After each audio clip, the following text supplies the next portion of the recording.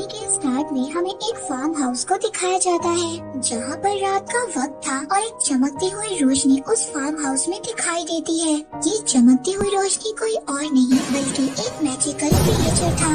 अब जब सुबह होती है तो फार्म का ऑनर ये देखता है कि उसके फार्म को किसी ने बर्बाद कर दिया है। अब उस ऑनर को बहुत ज्यादा गुस्सा आता है क्योंकि ये सब उस रोशनी की वजह से हुआ था। अब फार्म का ऑनर अपने तीनों बेटों को बुलाता है और कहता है कि अब तुम तीनों को इस फार्म की पहरेदारी करनी होगी। और यहीं पर हम ऑनर के सबसे छोटे बेटे जॉन को देखते हैं। जॉन को सभी निकम्मा समझते थे और उसके बड़े भाई भी उसकी अच्छाई का फायदा उठाते थे। जॉन के भाई उसको अकेले ही पहरेदारी करने का कहते हैं। जॉन भी इस काम के लिए मान जाता है और पहरेदारी के लिए अकेला ही तैयार हो जाता है। अब जब जॉन फार्म पर बैठा हुआ था तो अचानक से वहाँ पर उसको कुछ आवाज सुनाई देती है। वो अपने पीछे मुड़कर देखता है तो उसके पीछे एक व्हाइट कलर का घोड़ा खड़ा था। जॉन को अपनी आंखों पर यकीन नहीं होता कि उसने इतना बड़ा और सफेद कलर का घोड़ा देखा है। अब वो उस घोड़े को पकड़ने की कोशिश करता है। एक रस्सी वो घोड़े पर डाल देता है। अब वो घोड़ा तेजी से भागने लगता है मगर तभी जॉन उस रस्सी को पकड़ लेता है, जिस वजह से जॉन भी उस घोड़े के साथ आगे चला जाता है। मगर जब घोड़ा थोड़ा सा आगे जाता है तो वो अनबैलेंस हो जाता है और दलदल में गिर जाता है। अब जॉन उस घोड़े की मदद करता है, उसको दलदल से बाहर निकाल लेता है। तभी जॉन देखता है कि उस घोड़े की आंखों में आंसू थे और ये देखकर जॉन उस घोड़े के लिए बहुत ही ज्यादा बुरा फील करता है।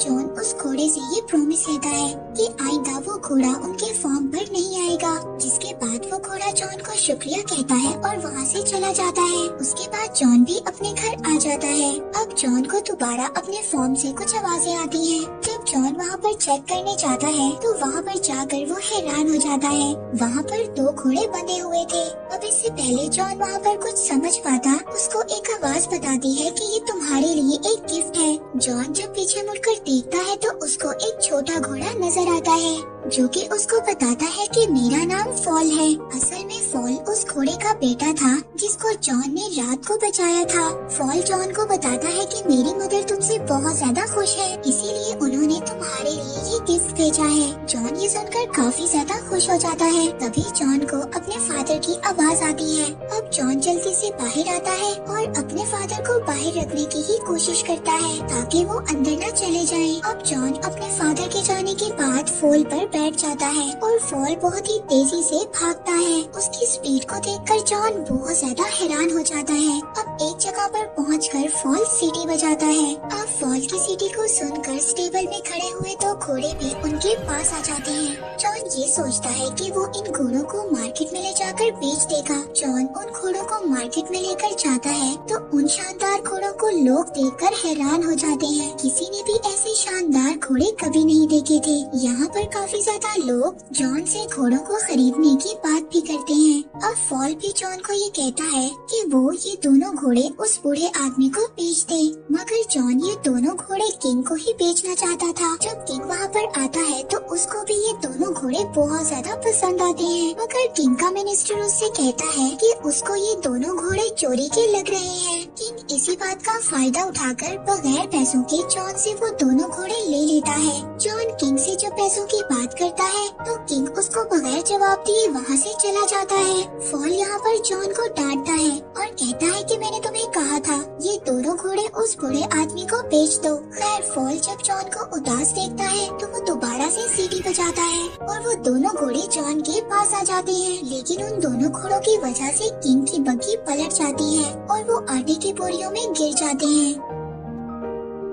अब किंग को इस बात से बहुत ज्यादा गुस्सा तो आता है मगर किंग चैम्बर की वजह से कुछ भी नहीं कहता और वो जॉन से इन घोड़ों की कीमत लगाने का कहता है। जॉन उन घोड़ों की बहुत ही ज्यादा कीमत लगाता है जिस पर किंग के लोग उसको सजेस्ट करते हैं कि वो जॉन को अपने पास ही काम करने के लिए रख ले, क्योंकि जब जॉन यहाँ पर रहेगा तो किंग अपनी बेइज्जती का बदला भी ले सकते हैं। जॉन भी उनकी बात को एक्सेप्ट कर लेता है और वहाँ पर रहकर किंग के कामों को करने लगता है। अब किंग का असिस्टेंट किंग से कहता है क्यों ना हम जॉन से एक फिनिक्स बर्ड को बुलवाएं। वो एक फायर बर्ड था और उसको लाना बहुत ज्यादा मुश्किल था। अब किंग का असिस्टेंट ये कहता है कि उसको लाना बहुत मुश्किल है और जॉन उसको कभी भी ला नहीं सकेगा और तभी आप जॉन को मौत की सजा सुना देना। अब किंग को अपने असिस्टेंट का आइडिया बहुत अच्छा लगता है। किंग अब ये सब जॉन से कहता है। जॉन भी इस बात के लिए तैयार हो जाता है। अब फॉल को जब ये बात पता चलती है तो वो जॉन से कहता है कि ऐसा करना बहुत ही ज्यादा खतरनाक है,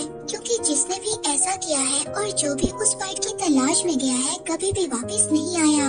मगर जॉन ने ये चैलेंज एक्सेप्ट कर लिया था, इसलिए वो पीछे नहीं हट रहा था। अब फॉल को भी जॉन की मदद करना थी, इसीलिए अब वो जॉन को एक जंगल में ले जाता है जहाँ पर वो उसको एक ड्रीम नट दिखाता है। वो जॉन को बताता है कि ये फायर बर्ड के स्पेशल नट्स हैं और वो इनको बहुत ज्यादा पसंद करता है। मगर ये नट्स ऐसे हैं जैसे ही वो फायर बर्ड इनको खाएगा वो गहरी नींद में सो जाएगा, जिसके बाद हम उसको आसानी से पकड़ लेंगे। जिसके बाद अब ये दोनों उस जगह पर पहुंच जाते हैं जहाँ पर फायर बर्ड रहता था। फॉल उसको ये भी बताता है कि फायर बर्ड जमीन के नीचे रहता है। अब वो उस जगह पर कुछ नट्स को फेंक देते हैं और उस फायर बर्ड के बाहर आने का वेट करते हैं। अब जैसे ही वो फायर बर्ड नट्स की खुशबू सूंघता है तो वो जमीन से बाहर आ जाता है। अब वो फायर बर्ड मजे से उन नट्स को खा लेता है, जिसके बाद वो बेहोश हो जाता है। अब जैसे ही जॉन उस फायर बर्ड को पकड़ने जाता है तो वो दोबारा से जिंदा हो जाता है। अब वो फायर बर्ड जॉन के पीछे पड़ जाता है। वो उनको पकड़ने के लिए जॉन और फॉल के पीछे भागता है, जिसकी वजह से पूरे आइलैंड पर आग लग जाती है। उस फायर बर्ड ने जॉन और फॉल को पकड़ लिया था, जिसके बाद जॉन अपने पास आखिरी नट पड़ा हुआ उसकी तरफ फेंक देता है। जैसे ही वो फायर बर्ड उस नट को खाता है वो बेहोश हो जाता है। अगली सुबह जब वो जागता है तो उसको पता चलता है कि उन लोगों ने उसको चेन में कैद कर लिया था। जब जॉन उस फायर बर्ड की तरफ देखता है तो वो ये देखता है कि उसकी आंखों में आंसू थे। ये देखकर जॉन को बहुत ज्यादा बुरा फील होता है, जिसकी वजह से वो उस फायर बर्ड को आजाद कर देता है। जैसे ही वो फायर बर्ड आजाद होता है वो अपने पंख फैलाकर वहाँ से उड़ जाता है और जाते हुए वो अपना एक पंख जॉन को दे देता है और वो पंख हीट की वजह से ग्लो कर रहा था। फॉल जॉन को कहता है कि किंग अब तुम्हें नहीं छोड़ेगा, मगर जॉन फॉल से कहता है कि शायद वो इस पंख से किंग को ये यकीन दिलवा दे कि उन्होंने फायर बर्ड को पकड़ा था। जब वापस जॉन किंग के पास जाता है तो किंग जॉन की किसी भी बात पर यकीन नहीं करता। अगले ही दिन जॉन को मौत की सजा के लिए लाया जाता है। जॉन वो पंख निकालकर सबको दिखाता है, मगर वो पंख अब ग्लो नहीं कर रहा था और किंग जॉन को मारने का कहता है। जब किंग जॉन को मौत की सजा देने लगता है तभी वहाँ पर फायर बर्ड आ जाता है, जिसको देखकर सभी लोग बहुत ज्यादा हैरान होते हैं और वहाँ पर इकट्ठे सभी लोगों को जॉन की बातों पर यकीन आ जाता है, जिसकी वजह से अब किंग को जॉन की सजा खत्म करनी पड़ती है और साथ ही जॉन को किंग प्रमोशन भी दे देता है। इस बात पर किंग और भी ज्यादा गुस्सा होता है। अब वो अपने मिनिस्टर को कुछ और प्लान सोचने का कहता है। बहुत ज्यादा सोचने के बाद किंग का मिनिस्टर उसको एक आइडिया देता है। वो कहता है कि क्यों ना हम इस बार जॉन को एक माउंटेन की प्रिंसेस को लाने भेजें। पहले तो जॉन इस बात पर कामयाब नहीं होगा और अगर वो ऐसा कर लेता है तो इसमें आपका ही फायदा है। आप उस प्रिंसेस से शादी कर लेना, दोनों ही तरफ में आपका फायदा है। किंग को ये आइडिया बहुत ही ज्यादा पसंद आता है और वो जॉन को इस मिशन पर भेज देता है।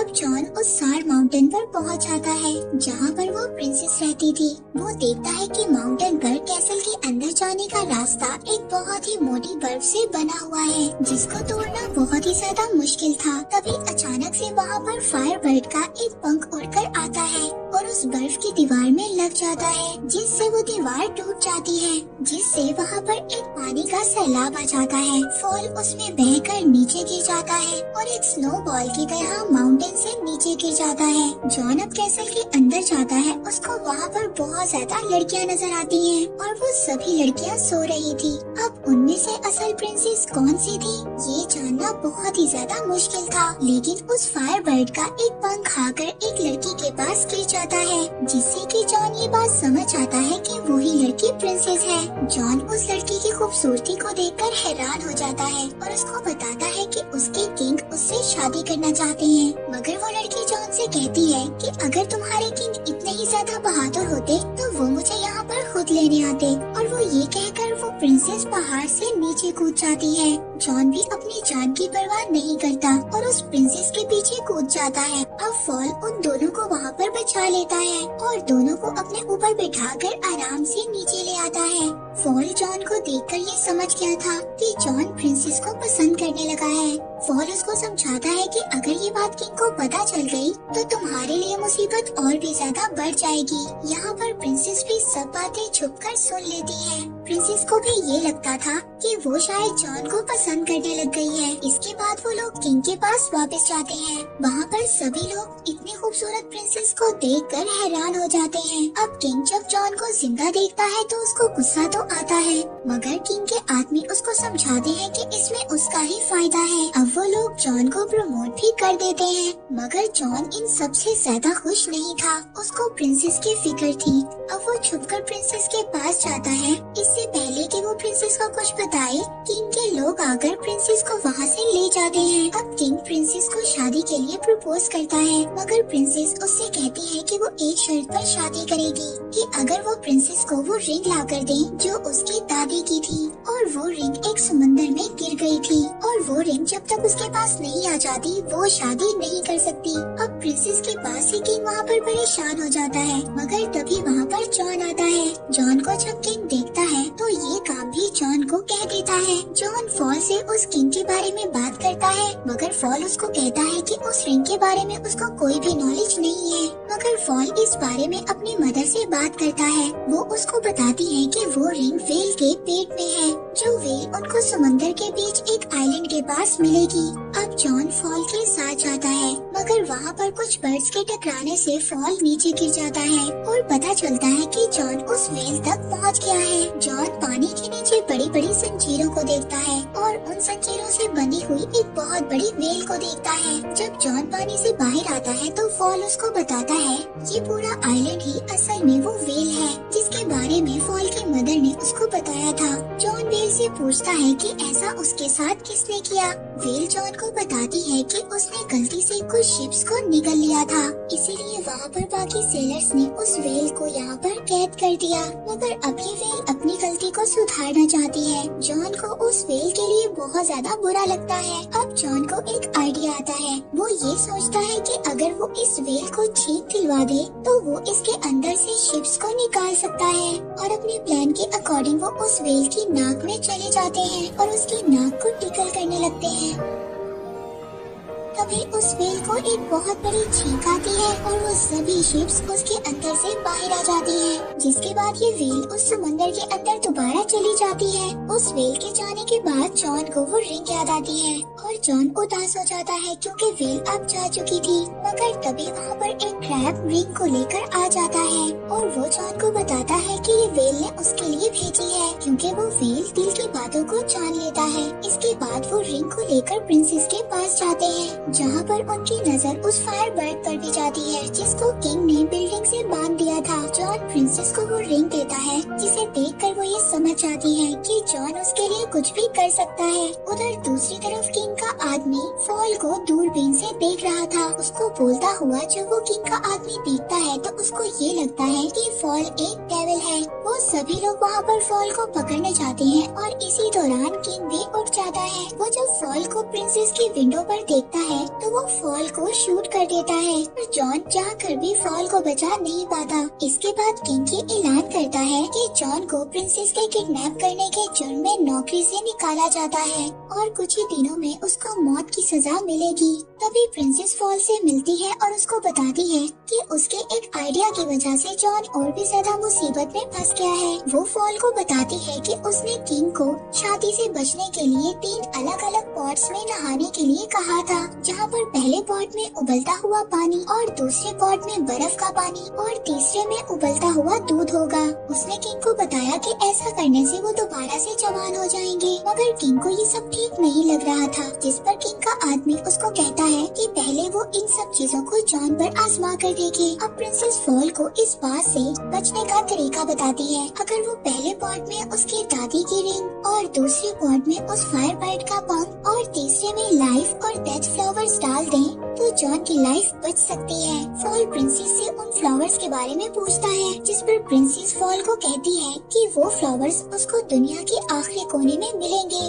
फॉल कहता है कि इन सब में तो बहुत ज्यादा वक्त लग जाएगा, लेकिन प्रिंसेस उसको कहती है कि तुम्हारी स्पीड से ये काम जल्दी हो जाएगा। अब फॉल इंजर्ड होने के बावजूद उन फ्लावर्स को लेने जाता है और अगली सुबह वो पॉट्स भी तैयार हो जाते हैं। और यहाँ पर किंग ये सोचता है कि यही सही वक्त है सबको ये बताने का कि वो कितना रहमदिल है। वो सबको ये बताता है कि ये प्रोसेस असल में जॉन को दिया हुआ दूसरा मौका है, क्योंकि वो अगर इन सब में कामयाब हो गया तो वो जॉन को आजाद कर देंगे। इसके बाद वो जॉन को उस पॉट में धकेल देता है और प्रिंसेस भी चुपके से अपनी रिंग उस पॉट में डाल देती है और उस रिंग के मैजिक से जॉन सही सलामत पहले पॉट से निकलकर दूसरे पॉट में गिर जाता है। ये सब देखकर वो फायरबर्ड चिल्लाने लगता है। उस फायरबर्ड की आवाज उस कैद हुए पंख तक पहुंच जाती है और वो वहां से निकलकर फौरन ही दूसरे पॉट में गिर जाता है, जिसके बाद जॉन तीसरे और फाइनल पॉट में गिरता है। प्रिंसेस फॉल के आने का इंतजार कर रही थी। दूसरी तरफ हम देखते हैं कि फॉल उस फ्लावर तक पहुंच गया था,